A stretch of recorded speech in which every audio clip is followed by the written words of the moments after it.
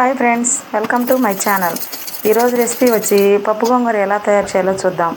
ముందుగా ఒక గిద్ద కందిపప్పు తీసుకొని కొంచెం వేయించుకోవాలి దోరగా.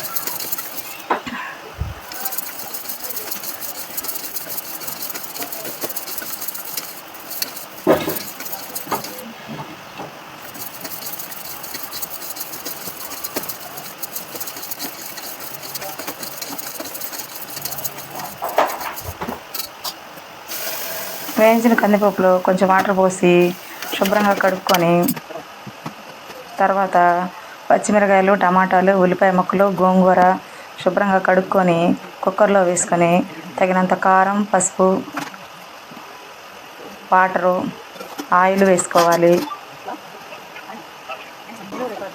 కుక్కర్ మూత పెట్టి గ్యాస్ మీద పెట్టాలి. 4 విజిల్స్ వచ్చే వరకు కుక్కర్ని ఉంచాలి.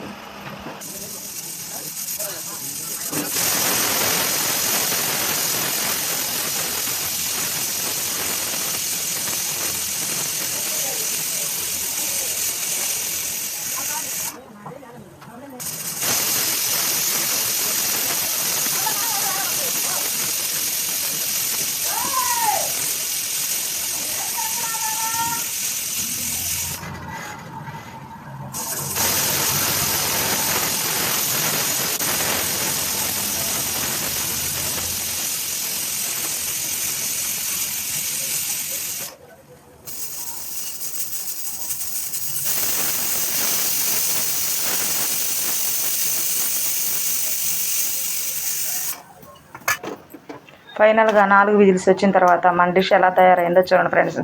ఈ పప్పు గోంగూర రెసిపీ నచ్చినట్లయితే ఎంతో టేస్టీగా ఉంటుంది.